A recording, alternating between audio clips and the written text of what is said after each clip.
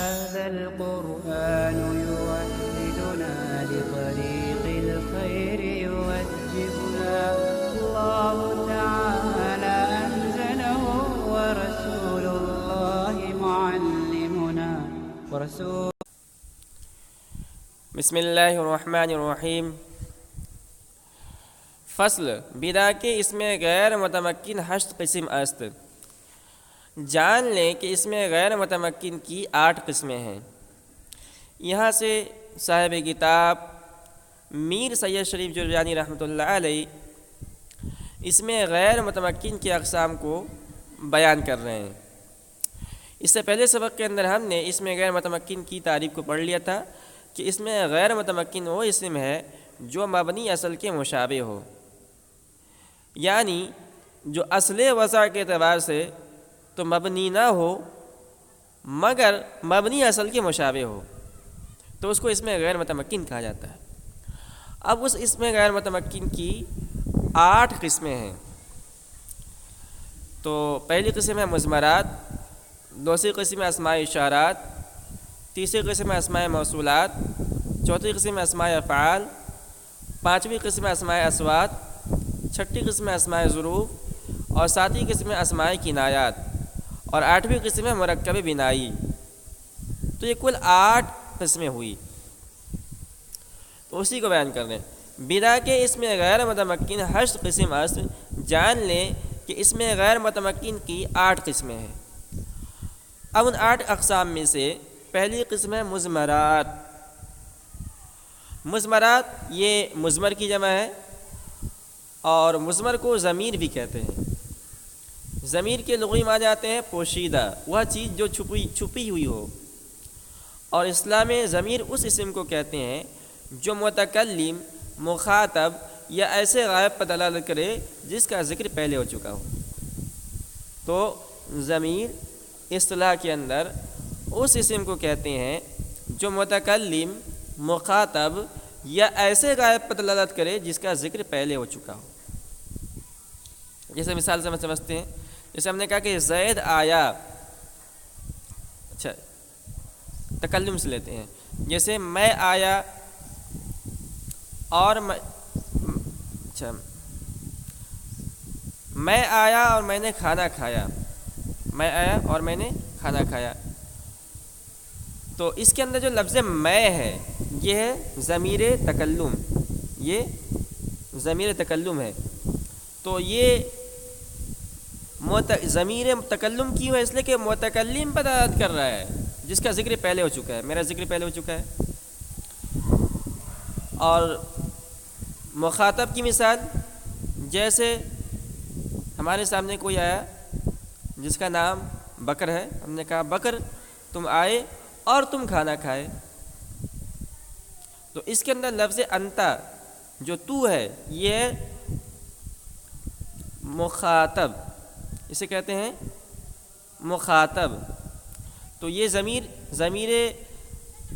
کیوں ہے؟ اس لیے کہ یہ ایسے مخاطب پر دلالت کر رہا ہے جس کا ذکر پہلے ہو چکا ہے۔ غائب کی مثال، جیسے ہم نے کہا کہ زید آیا اور اس نے کھانا کھایا اور وہ کھانا کھایا، تو لفظ وہ اس کے اندر ہوا ہے، یہ ہے ضمیر۔ ضمیر کیوں ہے؟ اس لیے کہ ایک ایسے غائب پر دلالت کر رہا ہے جس کا ذکر پہلے ہو چکا ہے۔ تو اصطلاح میں ضمیر اس اسم کو کہتے ہیں جو متکلم، مخاطب یا ایسے غائب پر دلالت کرے جس کا ذکر پہلے ہو چکا ہو۔ ٹھیک ہے؟ اب یہاں 2-3 بات آپ دھیان رکھیں۔ پہلی بات یہ ہے کہ جو بات کرنے والا ہوتا ہے نا، جسے میں بات کر رہا ہوں، اس کو متکلم کہا جاتا ہے، اور جس سے بات کی جائے اسے مخاطب کہتے ہیں، اور وہ شخص یا چیز جس کے بابت بات کی جائے اسے غائب کہتے ہیں۔ دوسری بات آپ یہ دھیان رکھیں کہ جس کا ذکر پہلے ہو چکا ہو اسے مرجع کہتے ہیں، اور جو ضمیر اس کی طرف لوٹ رہی ہو اسے راجع کہا جاتا ہے۔ جیسے مثال لیتے ہیں، جیسے زید ضربہ، زید نے مارا، تو زید ضربہ میں زید مرجع ہے، ضربہ ہے فعل، اس کے اندر ہوا ضمیر ہے جو زید کی طرف لوٹ رہی ہے، تو زید ضربہ میں زید مرجع ہے، اور ضربہ کے اندر جو ہوا ضمیر چھپی ہوئی ہے وہ ہے راجع، وہ راجع ہم کہیں گے کہ جو ہے ضربہ کے اندر ہوا ضمیر یہ راجع ہے زید کی طرف، ٹھیک ہے۔ تیسری بات، اسم کی دو قسمیں ہیں، اسم ظاہر اور اسم ضمیر۔ اسم ظاہر وہ اسم ہے جو ضمیر نہ ہو، اسم ظاہر وہ اسم ہے جو ضمیر نہ ہو، یعنی ضمیر کے علاوہ باقی جتنے اسماء ہیں سب کے سب اسم ظاہر ہیں، ٹھیک ہے۔ اور اسم ضمیر کی تعریف گزر چکی ہے کہ اسم ضمیر اس اسم کو کہتے ہیں جو متکلم، مخاطب یا ایسے غائب پر دلالت کرے جس کا ذکر پہلے ہو چکا ہو، ٹھیک ہے۔ تو یہ 3 باتیں تھیں، اس کو دھیان رکھیں۔ اب اس کے بعد ہم نے بتایا نا کہ ضمیر کی ابتداءً اگر ہم ضمائر، انہوں نے کہا نا کہ صاحب کتاب کہہ رہے ہیں کہ اس میں غیر متمکن کی اقسام میں سے پہلی قسم ہے اول مضمرات، پہلی قسم ہے ضمائر۔ تو ضمیر کی اولاً 3 قسمیں ہیں، آگے بتائیں گے کہ جتنے بھی ضمائر ہیں وہ کل 70 ہیں۔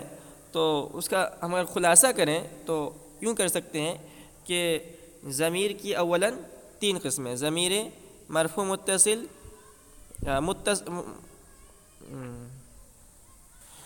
ضمیر مرفوع، ضمیر منصوب اور ضمیر مجرور، اولاً یہ 3 قسمیں ہیں، ٹھیک ہے۔ اور اس کے بعد پھر مرفوع کی 2 قسمیں ہیں، مرفوع متصل، مرفوع منفصل۔ منصوب کی 2 قسمیں ہیں، منصوب متصل، منصوب منفصل۔ اور مجرور کی بھی 2 قسمیں ہیں، مجرور کی ایک ہی قسم ہے، مجرور متصل، ٹھیک ہے۔ تو اس کو آپ دھیان میں رکھیں کہ اس میں غیر متمکن کی کل 8 قسمیں ہیں، ان 8 اقسام میں سے پہلی قسم ہے ضمائر، مضمرات۔ مضمرات کی اولاً 3 قسمیں ہیں، مرفوع، منصوب، مجرور۔ پھر مرفوع کی 2 قسمیں ہیں، مرفوع متصل، مرفوع منفصل۔ منصوب کی بھی 2 قسمیں ہیں، مرفوع متصل، مرفوع منفصل۔ اور مجرور کی ایک ہی قسم ہے، مجرور متصل۔ تو کہہ رہے ہیں کہ اول مضمرات، اس میں غیر متمکن کے اقسام 8 اقسام میں سے پہلی قسم ضمائر ہیں، چوں انا، جیسے کہ انا، من، انا کے معنی آتے ہیں میں۔ اب لفظ انا یہ ضمیر ہے اور یہ مذکر مؤنث دونوں کے لیے استعمال ہوتا ہے، یہ ضمیر تکلم مذکر کے لیے بھی استعمال ہوتا ہے، مؤنث کے لیے بھی استعمال ہوتا ہے۔ من مرد و زن، میں مرد و عورت۔ وضربت زدم من، اور ضربتو کے معنی آتے ہیں میں نے مارا۔ وإياي خاص مرا، اور ایایا خاص میرے لیے۔ وضربنی وزن مرا، اور ضربنی مجھ کو مارا۔ ولی مرا، اور لی کے معنی آتے ہیں میرے لیے۔ تو یہ جو انہوں نے 5 مثالیں دی ہیں، انا، ضربتو، ایایا، ضربنی، لی، یہ مطلق ضمیر کی مثال ہے، یعنی ضمیر کی جو قسمیں ہیں مرفوع متصل، منصوب متصل، یہ کسی خاص قسم کی مثال نہیں ہے، مطلق ضمیر کی مثال ہے۔ اس کے اندر مرفوع متصل بھی ہے، منصوب منفصل بھی ہے، وغیرہ وغیرہ ہے۔ تو یہ ضمیر کو سمجھانے کے لیے انہیں 5 مثال دی ہے۔ اس کے بعد کہہ رہے ہیں وَإِن ہفتاج ضمیر است، اور یہ کل 70 ضمیریں ہیں، ٹھیک ہے۔ تو ضمائر کی جو 5 قسمیں ہیں، مرفوع متصل، مرفوع منفصل، مجرور، منصوب متصل، منصوب منفصل، مجرور متصل،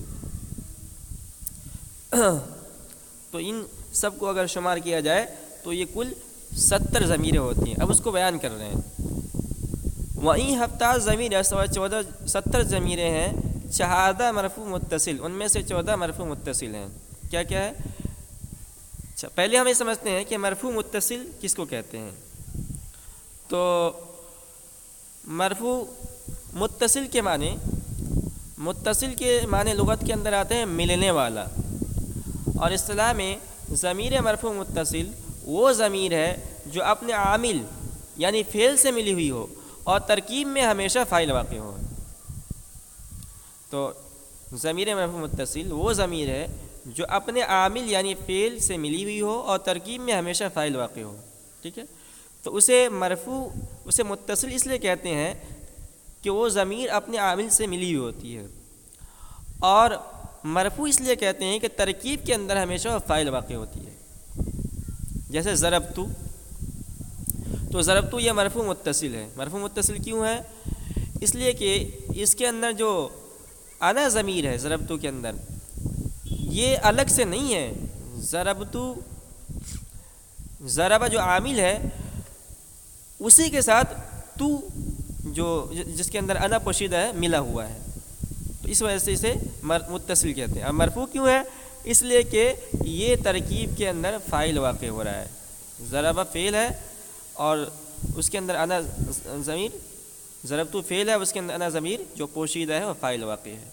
اب چاہے وہ فاعل حقیقی ہو جیسے ضربتو کے اندر ہم نے بتایا ضربتو فعل، اس کے اندر انا ضمیر پوشیدہ فاعل، یا حکمی ہو یعنی نائب فاعل واقع جیسے ضربتو، یا افعال ناقصہ وغیرہ کا اسم واقع ہو جیسے کنتو، تو ان سب کو مرفوع متصل کہتے ہیں. تو 14 جمع ضمیر مرفوع متصل ہیں. تو 14 مرفوع متصل، 14 مرفوع متصل ہے. کیا ہے؟ ضربتو، ضربنا، ضربتا، ضربتما، ضربتم، ضربتی، ضربتما، ضربتن، ضربا، ضربا، ضربو، ضربت، ضربتا، ضربنا. یہ کل 14 صیغے ہیں اور ان کے اندر جو ضمیر ہے یہ ضمیر مرفوع متصل ہے. مرفوع اس لیے ہے کہ ترکیب کے اندر فاعل واقع ہو رہی ہیں، اور متصل اس لیے ہے کہ اپنے عامل یعنی فعل کے ساتھ ملی ہوئی ہیں. وشہادہ مرفوع منفصل، اور 14 مرفوع منفصل. تو مرفوع منفصل کسے کہتے ہیں؟ تو منفصل کے معنی آتے ہیں لغت کے اندر جدا ہونے والا، الگ ہونے والا. اور اصطلاح میں ضمیر مرفوع منفصل وہ ضمیر ہے جو اپنے عامل یعنی فعل سے ملی ہوئی نہ ہو، جو اپنے عامل سے ملی ہوئی نہ ہو، اور ترکیب میں مبتدا، خبر یا فاعل واقع ہو. ضمیر مرفوع منفصل وہ ضمیر ہے جو اپنے عامل سے ملی ہوئی نہ ہو اور ترکیب میں مبتدا، خبر یا فاعل واقع ہو. یعنی کبھی ترکیب میں کبھی مبتدا واقع ہوگی، کبھی خبر واقع ہوگی، کبھی فاعل واقع ہوگی.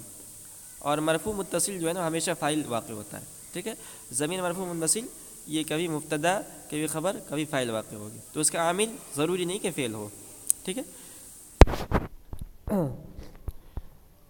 وشہادہ مرفوع منفصل، اور 14 مرفوع منفصل. تو کیا 14 ہے؟ انا ہے، نحنو، انتا، انتما، انتم، انتی، انتما، انتن، ہوا، ہما، ہم، ہی، ہما، ہن. یہ کل 14 ضمائر ہے.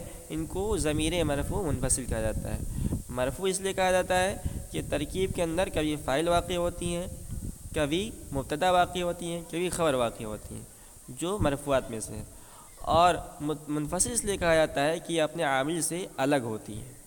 تو یہ 14 28 ہو گئے. وشہادہ منصوب متصل، اور 14 منصوب متصل. منصوب متصل کسے کہتے ہیں؟ تو ضمیر منصوب متصل اس ضمیر کو کہتے ہیں جو اپنے عامل سے ملی ہوئی ہو اور ترکیب میں مفعول بہ یا عامل ناصب کا معمول ہو.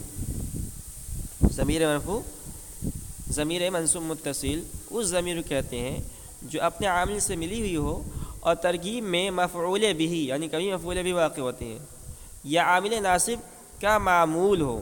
کوئی عامل ہو جس کا کام ہو نصب دینے والا، اس کا معمول یعنی وہ عامل ناصب اس پر عمل کر رہا ہو، تو اس کو کہتے ہیں منصوب متصل.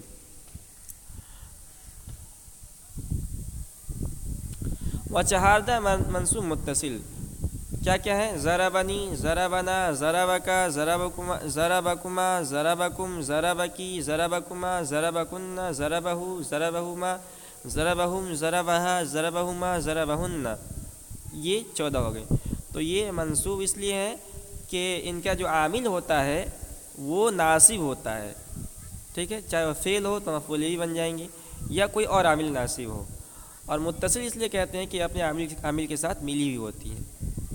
وشہادہ منصوب منفصل، اور 14 منصوب منفصل. تو منصوب منفصل کسے کہتے ہیں؟ تو ضمیر منصوب منفصل وہ ضمیر ہے جو اپنے عامل سے ملی ہوئی نہ ہو اور ترکیب میں مفعول بھی واقع ہو. ٹھیک ہے.